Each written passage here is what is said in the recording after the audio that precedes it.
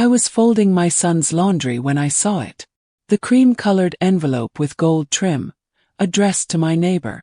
Through the window, I watched her open it, smile, and pin it to her fridge. A wedding invitation. His wedding invitation. My hands froze mid-fold. 7 years. 7 years since he walked out of our apartment with 2 suitcases and a promise that he'd send money for our son. 7 years of silence. No birthday calls. No child support. No explanation. And now, apparently, he was getting married. I wasn't invited. Of course I wasn't invited. But everyone else in our old neighborhood was. The couple who used to babysit. His former co-workers. Even the man who sold us our first Christmas tree together. Everyone except the mother of his child. Everyone except the woman who waited tables at night while studying nursing during the day, trying to build a life from the rubble he left behind. My son was 6 years old. He still asked about his father. "Mommy, why doesn't Daddy come see me?" I had learned to smile through that question, to say things like, "Daddy's busy," or "Daddy loves you, he's just far away." But how do you explain to a child that his father is close enough to invite strangers to his wedding, but not close enough to remember his son's birthday? That night I couldn't sleep. The injustice burned in my chest like acid. I paced our tiny apartment, past the second-hand furniture, past the walls I'd painted myself, past the photos of my son's first day of school, events his father had missed, would always miss. And then I did something I can't fully explain. I sat down at my kitchen table at 2 in the morning, pulled out a piece of paper and began to write. Not to him. To her. To the woman who was about to marry the man who destroyed me. I didn't write it with rage. I wrote it with truth. Every word felt like pulling shards of glass from an old wound.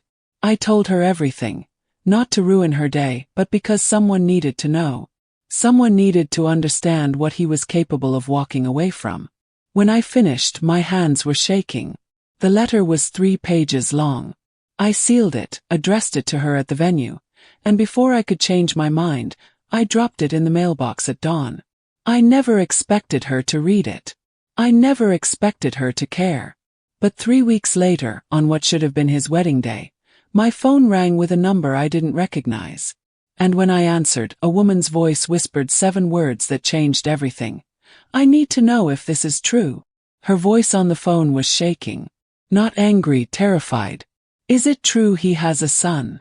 I closed my eyes and heard myself say, "Yes. His name is Daniel. He's 6 years old." The line went silent for so long I thought she'd hung up. Then, "Tell me everything, please. I need to know who I'm marrying." And just like that I was thrown back. Back to the beginning. Back to when I believed in him. We met when I was 23, working the morning shift at a diner near the university. He came in every Tuesday and Thursday, always ordered black coffee and wheat toast, always left a generous tip.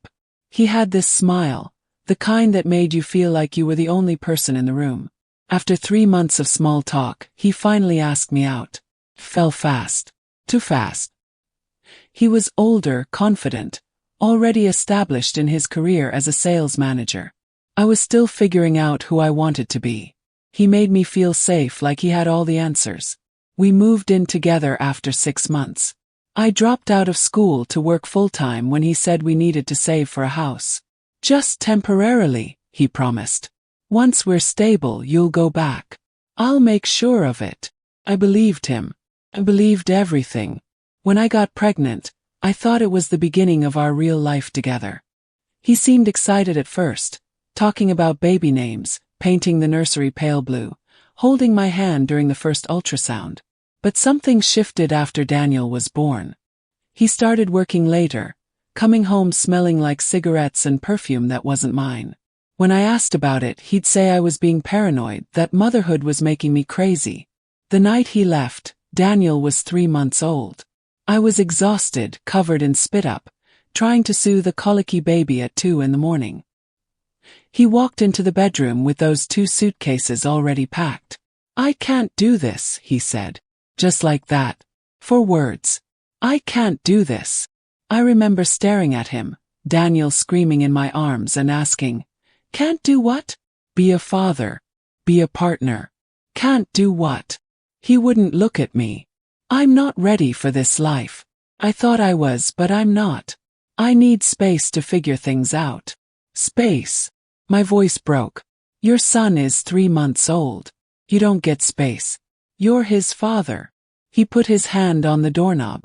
I'll send money. Call. I need to go. That was 7 years ago. The money never came. The calls never came. He just vanished. Changed his phone number, moved to a different city, blocked me on every platform. I heard through mutual friends that he'd gotten a promotion, moved into a high-rise downtown, started fresh like we never existed. And I was left holding a screaming baby in a 1-bedroom apartment with $600 in my bank account and no idea how to survive. But here's the thing about rock bottom. You either stay there or you dig your nails into anything solid and pull yourself up inch by inch. And I promised myself on that first night alone that Daniel would never feel the absence I felt, that I would be enough for both of us. So when this woman on the phone asked me to tell her everything, I didn't hold back. I told her about the hospital bills I paid alone, the nights I worked double shifts while my neighbor watched Daniel, the birthdays his father missed, the Christmas I couldn't afford presents and wrapped books from the library. And then I told her the worst part. He never once asked about his son. Not once. In 7 years. I heard her breath catch. And then she said something that made my heart stop. The wedding is in 3 hours. I need to see you. Now. I met her at a coffee shop 6 blocks from the wedding venue. She was already there when I arrived, sitting in the corner booth, still in her silk robe with a hotel logo on the pocket. Her hair was half done, elegant curls pinned on one side, the other side hanging loose. She looked like a bride interrupted mid-transformation. When our eyes met, she started crying. I sat down across from her, and for a moment, neither of us spoke. Then she pushed my letter across the table, the 3 pages I'd written at 2 in the morning, now wrinkled and stained with what looked like tears. Is this all true? She whispered. Every word. He nodded. She covered her face with her hands. He told me he'd never been married, never had kids. He said his 20s were just him figuring out his career, that he was waiting for the right person to start a family. He said I was that person. The lie was so clean, so complete, it took my breath away. He hadn't just abandoned us. He'd erased us, rewritten his entire history like we were a rough draft he'd thrown away. But as I sat there watching this woman fall apart, something unexpected happened. I didn't feel vindicated. Felt sad. Sad for her. Sad for the version of myself that used to believe in him too. Because I remembered what it felt like to be her. I remembered Sunday mornings in our old apartment before Daniel, before everything broke. The way he'd make pancakes while I read the newspaper at our tiny kitchen table. How he'd kiss the top of my head when he set down my coffee, always with too much cream, just the way I liked it. The way we'd spend entire Saturdays doing nothing, watching movies, planning trips we'd never take, talking about the house we'd buy someday with a backyard big enough for a dog. I remembered feeling safe, feeling chosen, feeling like I'd finally found my person. That version of my life felt like a dream now, like something that happened to someone else. But it was real once. It was real and it was good, and I thought it would last forever. I remembered the night he proposed. We were at a park by the river, having a picnic dinner because we couldn't afford a fancy restaurant. The sun was setting, painting everything gold, and he got down on one knee right there on the checkered blanket. The ring was modest, but I didn't care. I said yes before he even finished asking. I remembered planning our future. I was going to finish my nursing degree. He was going to work his way up to regional manager. We'd have 2 kids, maybe 3.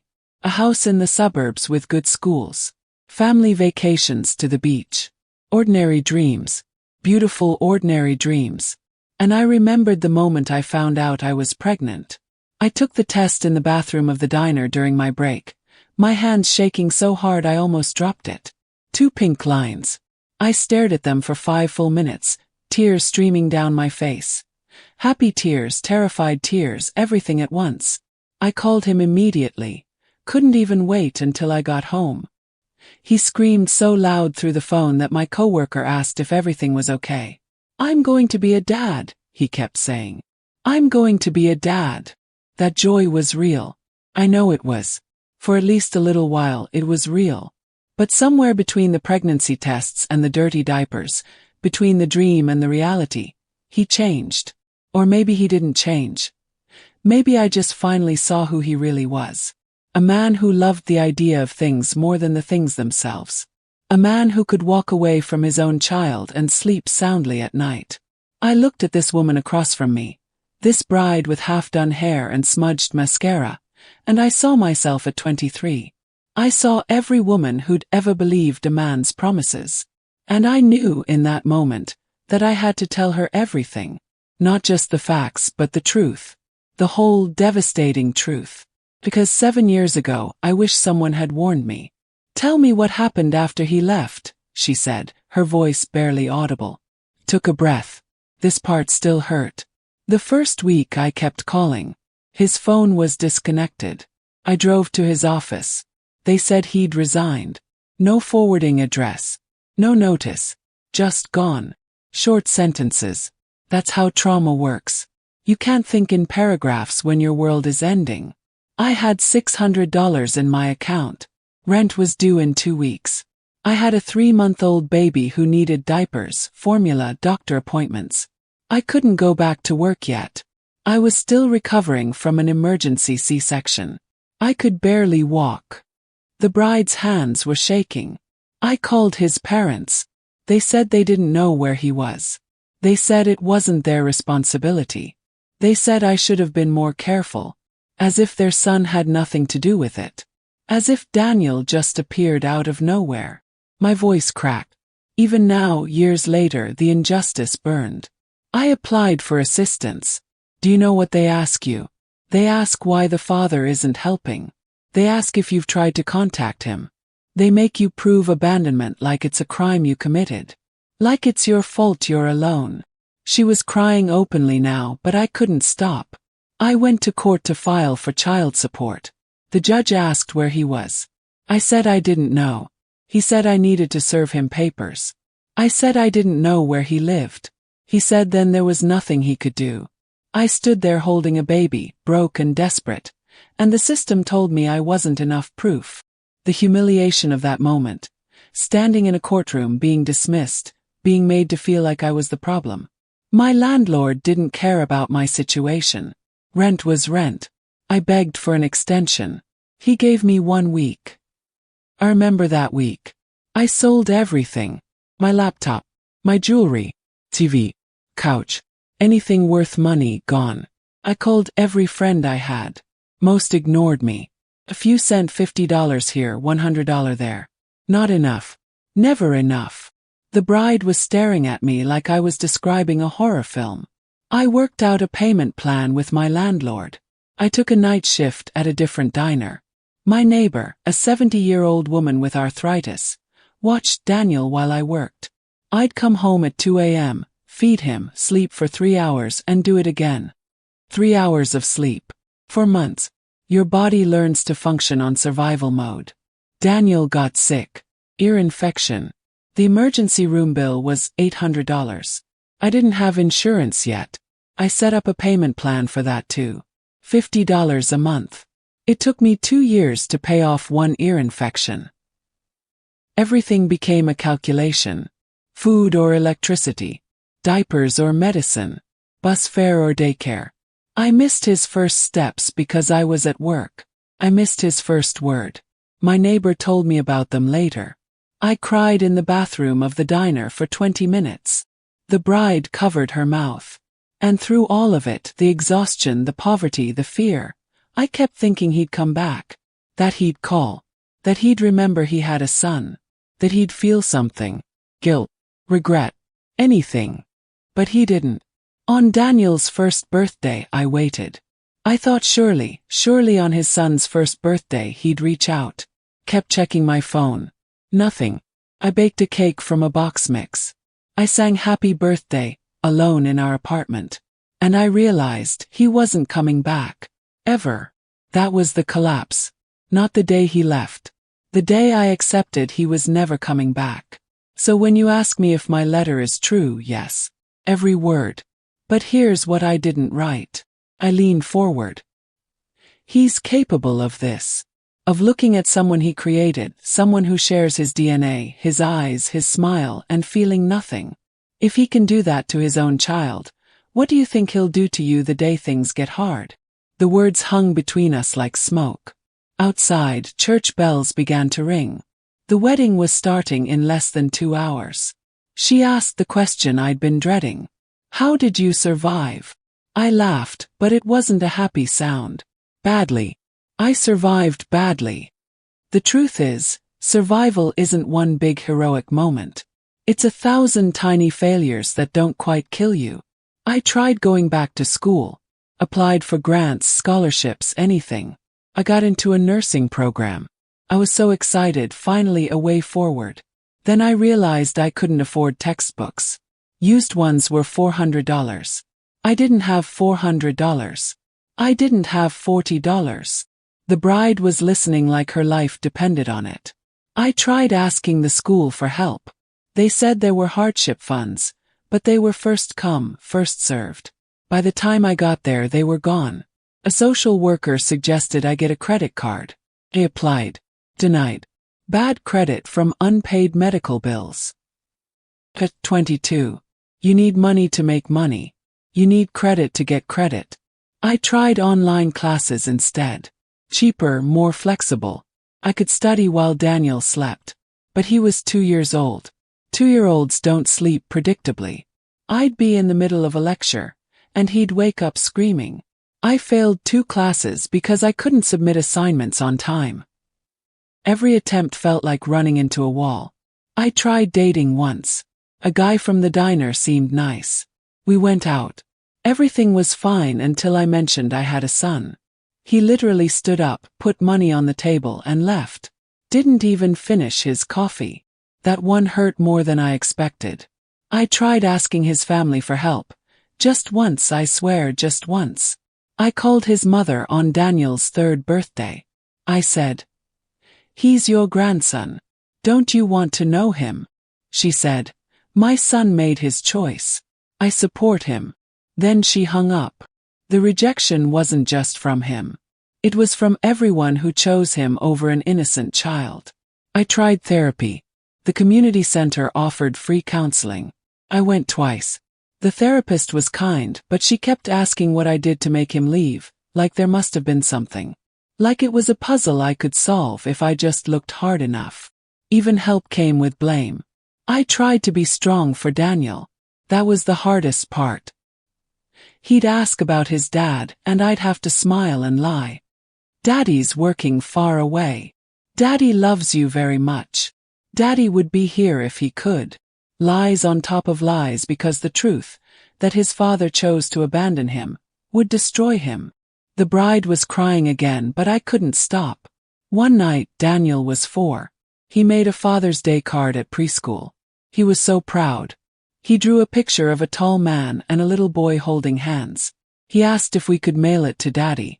Said yes. I addressed it to his last known address. It came back, returned to sender.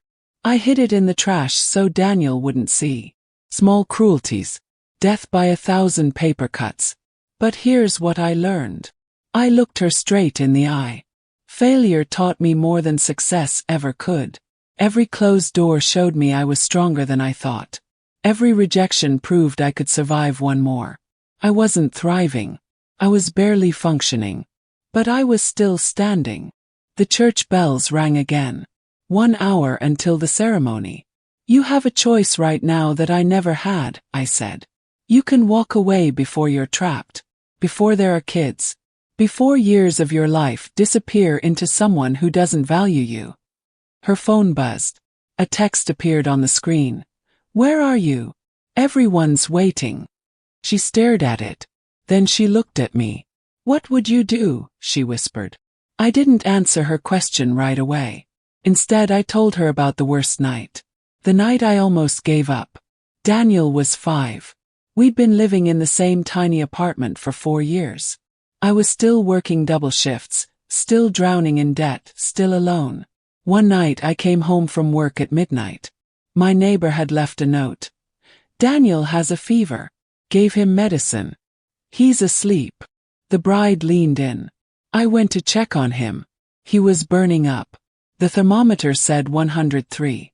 I called the nurse hotline. They said if it hit 104, go to the emergency room. I sat next to his bed with a cold washcloth, checking the thermometer every 10 minutes, praying it wouldn't go higher because I couldn't afford another ER bill. That's poverty. Praying your child's fever doesn't spike because you can't afford medical care. At 3 a.m. the fever broke. He opened his eyes and said, "Mama, I had a bad dream." I asked what it was about. He said, "I dreamed Daddy came back, but he didn't know who I was." I had to pause. Even now, that memory crushed me. I held him until he fell back asleep. Then I went to the bathroom, closed the door, sat on the floor and broke. That's the only word for it. I cried so hard I couldn't breathe. Years of holding it together. Years of smiling through the pain, of pretending everything was fine, of being strong. All of it collapsed. I looked at myself in the mirror and didn't recognize the woman staring back. The bride's makeup was completely ruined now. I thought about ending it. Not in a dramatic way. Just stopping. Disappearing. Daniel would be better off without me. Maybe his father's family would take him. Maybe the state would find him a better home. Maybe anyone could do better than me. This was the bottom. The absolute bottom. I sat there on that bathroom floor for 2 hours. I didn't move. Didn't think. Just existed in this gray space where nothing mattered. And then, Daniel knocked on the door. "Mama, are you okay?" His little voice so worried. Open the door. He was holding his favorite stuffed bear, the one my neighbor had given him for his 3rd birthday because I couldn't afford a gift. The bear was ratty, missing an eye, held together with duct tape. He handed it to me and said, "Bear makes me feel better when I'm sad. Maybe he'll make you feel better too." Then he climbed into my lap and hugged me. That moment. He didn't know we were broke. He didn't know his father had abandoned him. He didn't know I'd been sitting on the floor contemplating giving up. All he knew was his mama was sad, and he wanted to help. Pure, uncomplicated love from a 5-year-old with a fever and a broken stuffed bear. I held him and realized I couldn't quit. Not because I was strong. 'Cause he needed me. And maybe, just maybe, needing to be needed was enough. The bride was sobbing. That night on that bathroom floor something shifted. I stopped waiting for his father to come back. I stopped waiting for rescue. I stopped waiting for life to get easier. I just started. Started what I didn't even know yet. The next morning, I enrolled in online classes again. I failed before. Try again. I couldn't afford textbooks. I'd find a way. I was exhausted. Everyone's exhausted. I'd figure it out. Small decision. Massive shift. But something inside me still pulsed. Something stubborn and angry and determined. Something that said, "He doesn't get to win. He doesn't get to destroy me." I looked at the bride. So when you ask what I would do, I can't answer that. Only you know what you can live with. But I can tell you this. Rock bottom taught me who I really was. And it turned out I was stronger than I ever imagined. Her phone buzzed again. "Where are you?" She stared at the screen, then at me, then at my letter on the table.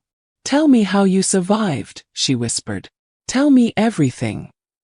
It started with a library card. The bride looked confused, but I continued. After that night on the bathroom floor, I couldn't afford tuition. Couldn't afford textbooks. Couldn't afford childcare. But the library was free.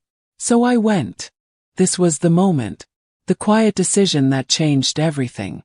Every Tuesday and Thursday, I'd drop Daniel at preschool, go to the library and read. Medical journals. Nursing textbooks. Study guides. Everything they'd make me buy for school, I found there for free. Small act. Massive shift. A librarian named Margaret noticed. She started pulling books for me, setting them aside. She never asked why. She just helped. One day she said, "There's a computer lab upstairs. Free internet. Free printing."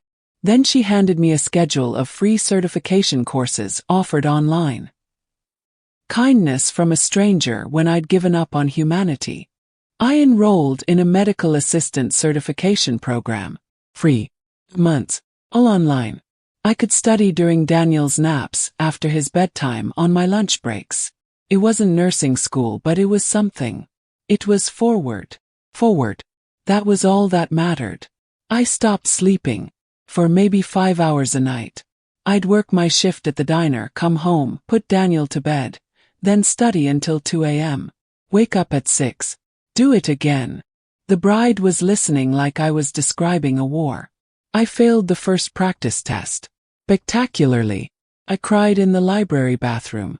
Margaret knocked on the door. She didn't say anything. Just slid a chocolate bar under the stall and waited. When I came out, she said, "You'll try again tomorrow." Not a question. A statement. I did try again. And again. And again. 6 months in, I took the real exam. I was so nervous I almost threw up in the parking lot. Daniel was with my neighbor.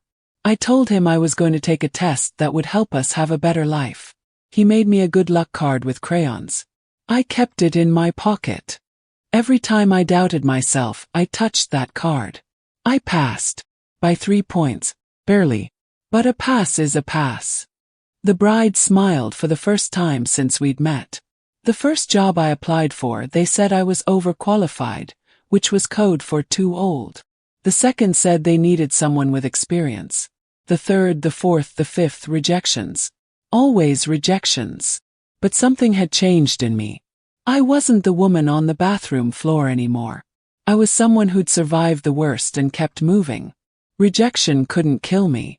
Nothing could kill me. I'd already died and come back. Death and resurrection, over and over. The 17th application. A small clinic on the edge of town.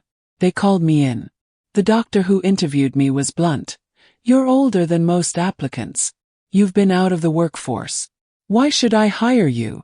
I looked him in the eye and said what I'd never said out loud. Because no one will work harder than me. No one will care more than me.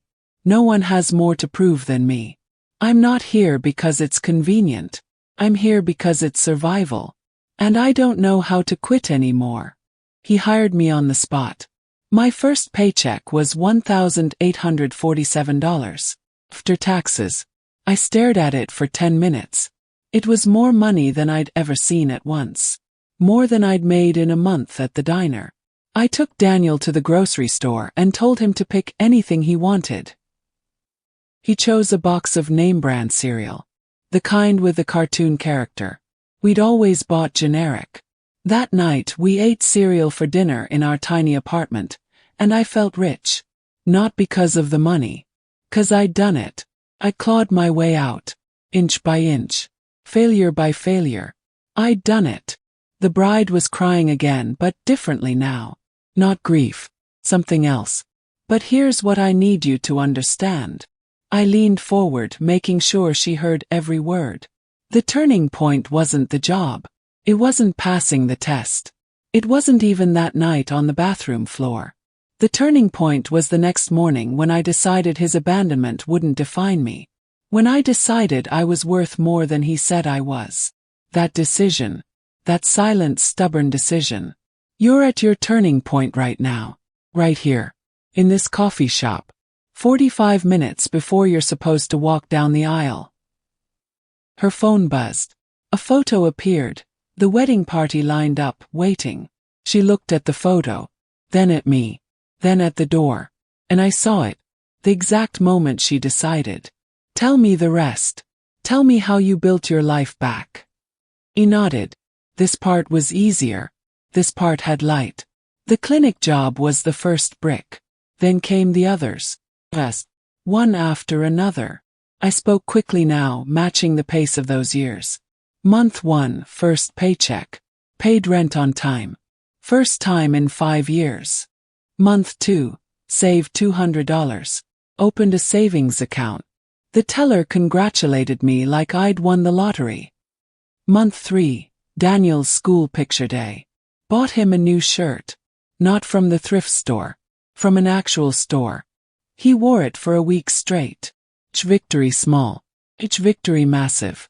Month 4. Paid off one medical bill. $47. Smallest one. But it was gone. Crossed off. Done. Month 5. Daniel got invited to a birthday party. I could afford a gift. A real gift, wrapped in real wrapping paper. Not recycled newspaper. The bride was smiling through tears. Month 6. Emergency fund reached $500. My car broke down. I could fix it. Didn't have to choose between transportation and food. Month 7. Applied to nursing school again. Real school this time. In person. With my certification and work experience, I qualified for a scholarship. Building. Always building. Month 8. Got accepted. Part-time program. 3 years. I could work and study. It would be hell, but I'd survived worse. Month 9. Daniel learned to read. We went to the library together. He got his own card. Margaret was still there. She cried when she saw us. Month 10. First A on a nursing school exam. Hung it on the refrigerator next to Daniel's artwork. Month 11. Paid off another medical bill. Then another. Then another. Month 12. 1 year at the clinic. Boss gave me a raise. $2 more per hour. That's $80 more per week. $320 more per month. A fortune. The victories came faster now. Year 2. Moved to a bigger apartment. 2 bedrooms. Daniel had his own room. His own space. I stood in the doorway and cried. Bought furniture that wasn't second-hand. A couch that didn't sag. A table with 4 matching chairs. Daniel joined soccer. I could afford the fees, the cleats, the uniform. I went to every game. Made the dean's list. Then made it again. Then again. Paid off the last medical bill. All of them. 7 years of debt, erased. Year 3, clinical rotations. Pediatrics. I was good at it. Better than good. The nurses said I had a gift with scared kids. I understood fear. Understanding born from surviving. Daniel turned 8. We had a party. Real party. 10 kids. Pizza. Cake from a bakery. Balloons. The apartment was chaos. It was perfect. Graduation. Cap and gown. Daniel sat in the front row. When they called my name, he stood up and cheered. Everyone turned to look. I didn't care. Passed the nursing boards. First try. Framed the license. Hung it next to my diploma. Got hired at the hospital. Pediatric ward. Full benefits. 401k. Health insurance. Dental. Vision. All of it. First day, put on scrubs with my name embroidered. RN after it. Registered nurse. I earned those letters. The bride was staring at me like I'd grown wings. Bought a car. Not new but reliable. No more buses. No more begging for rides. Daniel's 9th birthday. He asked what I wanted for my birthday. I said I already had everything. Opened a college fund for him. Small contributions. But something. A future. Year 4. Promoted to charge nurse. Leading shifts. Training new nurses. Me. The girl who couldn't afford textbooks. Building. Always building. Brick by brick. Forgave the debt his father never paid. Not for him. For me. Carrying that anger was like drinking poison and expecting him to die. The bride's phone buzzed again. 15 minutes. But she wasn't looking at it anymore. She was looking at me. Really looking. You did all that alone, she whispered. No, I said. I did it with Daniel. For Daniel. Because of Daniel. He was never the burden. He was always the reason. She asked the question I'd been avoiding. Has he ever tried to contact you? To see Daniel? My expression must have changed because she leaned forward. He did, didn't he? I nodded slowly. The memory still stung. Last year. Daniel was 10. I was working a double shift at the hospital. Got a call from his school. They said a man claiming to be Daniel's father had tried to sign him out. The bride's hand flew to her mouth. I left work immediately. Ran every red light. When I got there, Daniel was sitting in the principal's office. Confused. The school had protocol. Without custody papers, they couldn't release him to anyone not on the approved list. My hands were shaking remembering it. Daniel looked at me and said, "Mama, a man said he was my dad. But that's not true, right? You said he lives far away." And I had to look at my 10-year-old son and tell him the truth. The truth I'd protected him from for a decade. I told him his father left when he was a baby. That he chose not to be part of our lives. That it wasn't Daniel's fault. It was never Daniel's fault. But some people aren't capable of the love they promise. Daniel cried. Not loud. Just quiet tears that killed me. He asked why. Why wasn't he enough? Why didn't his dad want him? And I had no answers. No good answers. The bride was crying again. Later that night, his father called my cell. I don't know how he got the number. He said he wanted to reconnect. That he'd made mistakes but wanted a second chance. That he was getting married and wanted to introduce Daniel to his new family. New family. Like we were the old, discarded version. I asked him where he'd been. In years. Where was he for the first steps, the first words, the first day of school, the fevers, the nightmares, the soccer games, the birthdays? Where was he when Daniel needed stitches, when he learned to ride a bike, when he won the spelling bee? My voice was rising. He said he was figuring himself out. That he wasn't ready then but he was ready now. As if Daniel was a Netflix subscription he could pause and resume at his convenience. The rage I felt then, I feel it now. I told him no. Absolutely not. He didn't get to waltz back in and disrupt the life we'd built. He didn't earn the title father. Biology doesn't make you a parent. Showing up makes you a parent. He threatened legal action. Custody rights. Visitation. I laughed. Actually laughed. I told him to try. To get a lawyer, go to court. Explain to a judge where he'd been for 10 years. Explain the 0 child support payments. Explain the abandonment. I'd kept every record, every receipt, every medical bill paid alone, every school form with only my name, every birthday photo with an empty space where he should have been. Documentation of absence. He hung up. Never called again. But the damage was done. Daniel changed after that. Started asking questions. Started Googling his father. Found his social media. Saw photos of him happy, successful, living a life that didn't include us. The pain of seeing your parent chose everyone but you. One night I found Daniel crying in bed. He said, "Maybe I'm not good enough. Maybe there's something wrong with me." And I held him and said there was nothing wrong with him. That his father's failure was not his failure. But how do you convince a child they're worthy when their own father says otherwise? The bride was staring at her phone. At the photo of the wedding party. Him. "That's the man you're about to marry," I said quietly. The man who tried to see his son once in 10 years. Not because he missed him, but because he wanted to check a box. To feel like a good person without doing the work of being 1 inch. She was pale. "And here's what you need to understand. This isn't about me. This isn't about revenge. This is about you. About who you're trusting with your life, your future, your children if you have them." Outside music started playing. The processional. The ceremony was beginning. Her phone rang. His name on the screen. "Where are you?" She looked at the phone. Me. The door. And then she did something I never expected. She answered.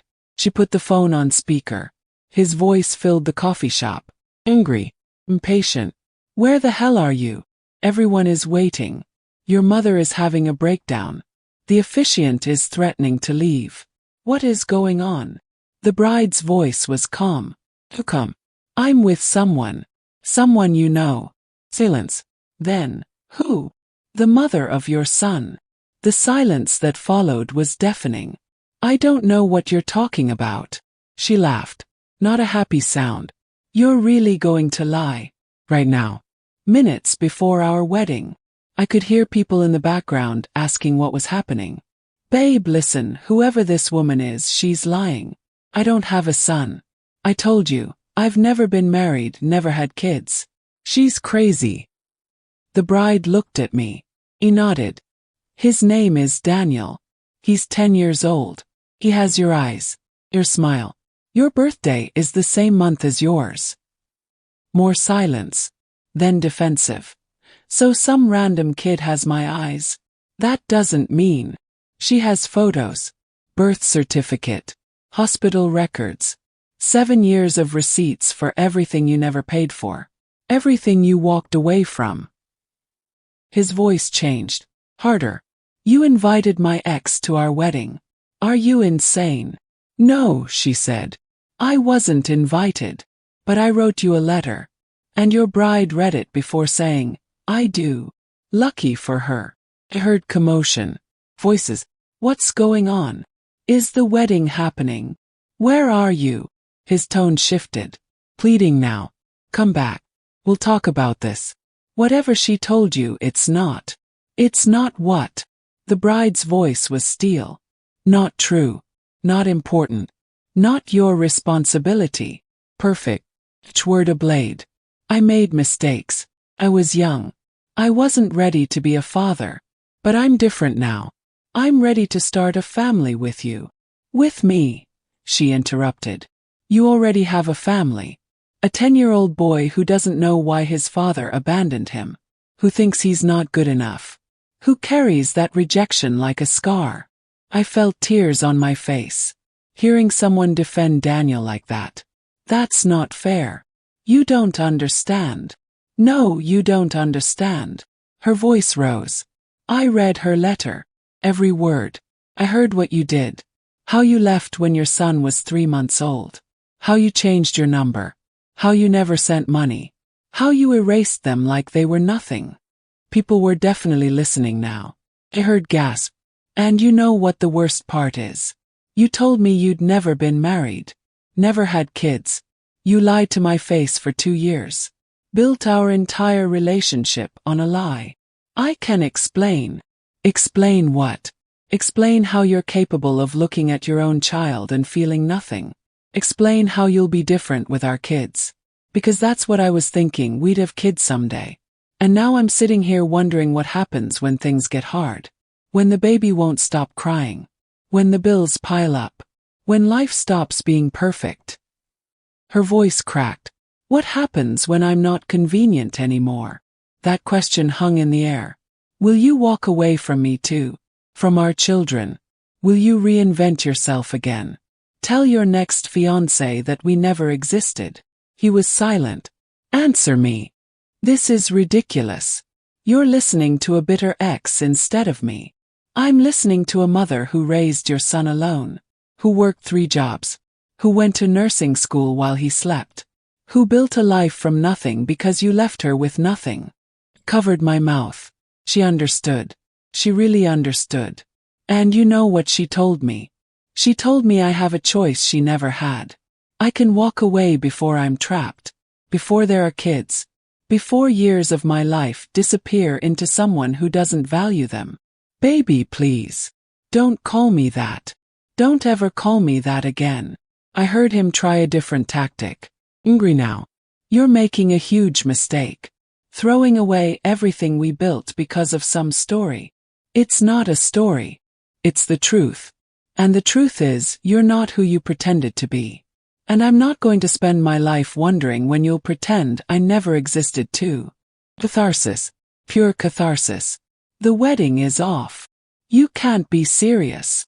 I've never been more serious. I'm not marrying you. Not today. Not ever." She hung up. The coffee shop was silent.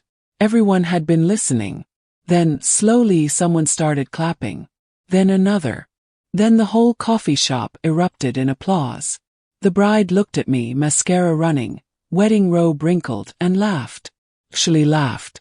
I was about to marry him, she whispered. I was minutes away from making the biggest mistake of my life. But you didn't, I said. You chose yourself. Outside I imagined the chaos. The wedding venue. The guest. Him, exposed in front of everyone. Justice. Not revenge. Justice. We sat in that coffee shop for another hour. The applause faded. The other customers returned to their lives. But we stayed. Do you hate him? She asked quietly. Thought about that. Really thought about it. I did. For years I hated him with everything I had. That hatred kept me warm on cold nights. It fueled me when I wanted to quit. It was the fire that drove me forward. She was listening with her whole body. But hatred is exhausting. It's like carrying a boulder uphill every single day. Eventually you realize the weight is crushing you, not him. He's fine. He moved on. He's living his life. The only person suffering from your hatred is you. This was the truth I'd learned the hard way. So when did you stop hating him? The day I realized Daniel was watching. That moment came back clearly. Daniel was 7. We were in the car. A song came on the radio, one his father used to play. Without thinking, I changed it and said something bitter. Daniel asked why I didn't like that song. I said it reminded me of his father. He went quiet. Then he asked, Mama, do you hate my dad? The bride's eyes filled with tears again. I wanted to say yes. I wanted to list every reason. But I looked at this 7-year-old boy, this beautiful child who shared his father's DNA, and I realized, if I taught him hatred, I'd be giving his father power over both of us forever. This was the shift, the transcendence. So I told him the truth, but differently. I said his father was a person who made choices that hurt us.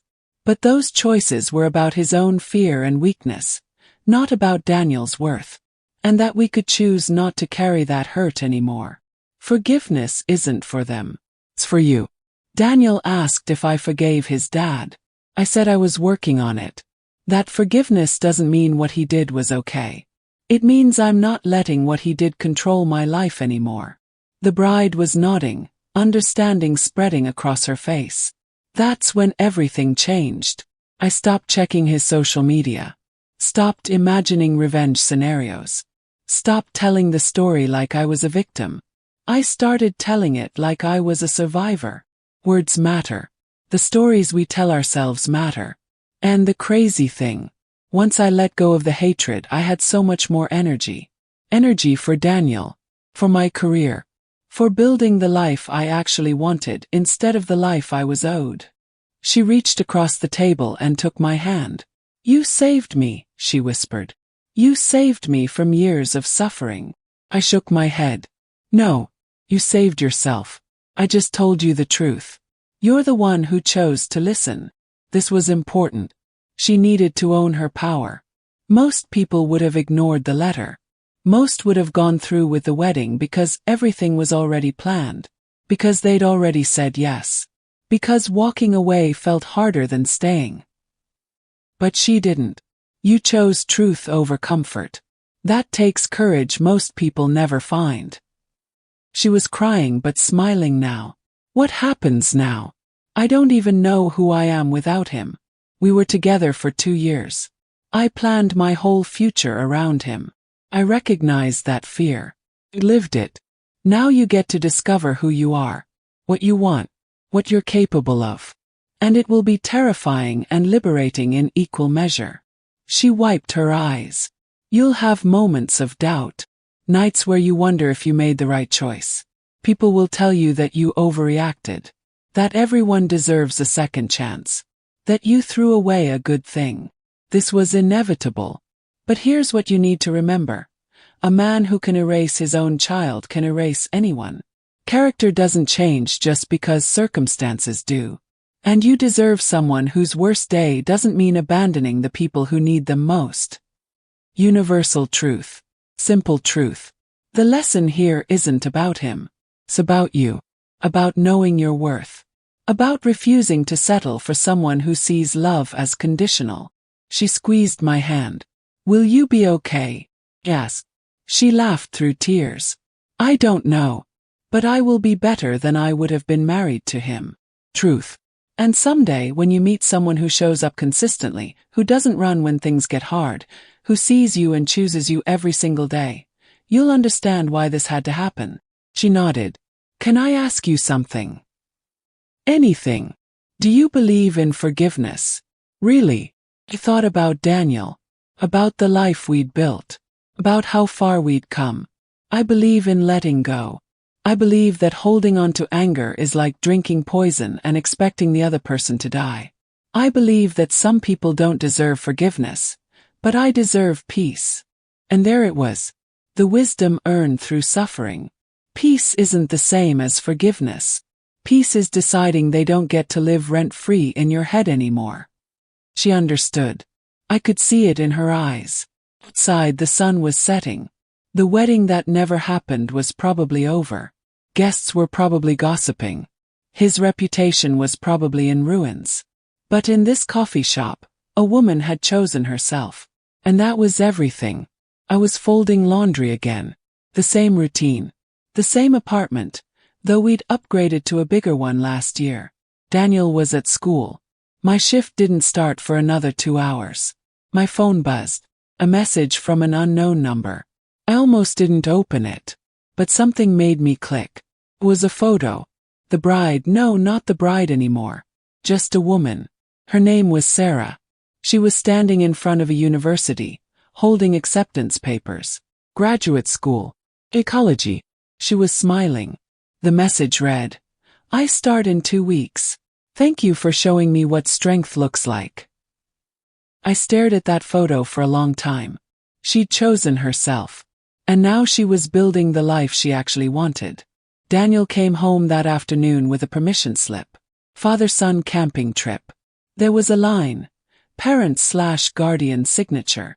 He handed it to me without hesitation. Will you come, Mama? I know it says father-son, but you're both. Both. Father and mother. Everything. Of course I'll come, I said. He hugged me tight. You're the best parent anyone could have. And there it was. The full circle. 7 years ago, I was broken on a bathroom floor. Convinced I wasn't enough. Today I was enough. More than enough. The letter I wrote to Sarah, the one that stopped a wedding, wasn't about revenge. It was about truth. About one woman reaching across the void to save another from the same pain. We spend so much of our lives protecting secrets, hiding scars, pretending we're fine when we're falling apart. But what if we told the truth? What if we reached out to the person standing where we once stood and said, I survived this. You can too. You don't have to make my mistakes. That's the real power. Not in the suffering but in the speaking. I printed Sarah's photo and put it on my refrigerator, right next to Daniel's artwork and my nursing license. Reminders. Evidence. Proof that we're stronger than we think. That night Daniel and I made dinner together. Nothing fancy. Spaghetti from a box. Garlic bread from the freezer. But it was ours. Built from scratch, from nothing, from love. As I tucked him into bed, he asked the question he used to ask when he was younger. Mama, do you think my dad ever thinks about me? I used to lie. Now I tell the truth. Maybe. But it doesn't matter anymore. Because you have me, and I have you, and we're whole exactly as we are. He smiled and closed his eyes. And I realized, I wasn't waiting for anything anymore. Not for apologies. Not for closure. Not for him to become the father Daniel deserved. I was free. The story that started with abandonment ended with wholeness. The story that started with a letter ended with 2 women choosing themselves. The story that started with pain ended with peace. And now I'm asking you, what truth are you protecting? What wound are you hiding? What version of yourself are you pretending to be because you're afraid of what people will think if they see the real you? We all have a letter we need to write. A truth we need to tell. A person we need to warn or help or save. Maybe it's to someone else. Maybe it's to your younger self. Maybe it's to the part of you that's still sitting on that bathroom floor, convinced you'll never survive this. But here's what I know: you will survive. You will rebuild. You will become someone you never imagined you could be. Not because you're special, because you're human. And humans are extraordinary at surviving the unsurvivable. So tell your story. Write your letter. Choose yourself. Because somewhere out there, someone needs to hear that they're not alone. That someone else walked this path and made it to the other side. And maybe, just maybe, your truth will be the thing that saves them. I wasn't invited to my ex's wedding, but my letter stopped it. And in doing so, I saved a woman from the life that almost destroyed me. That's the power of truth. That's the power of reaching back to pull someone else forward. What will you do with yours? If this story touched you, if you've lived something like this, if you understand what it means to rebuild from nothing, you're not alone. Share this story. Let it reach the person who needs it most. Because someone out there is sitting in a coffee shop, holding a letter, making the most important decision of their life. And your story, yes, yours, might be the one that saves them.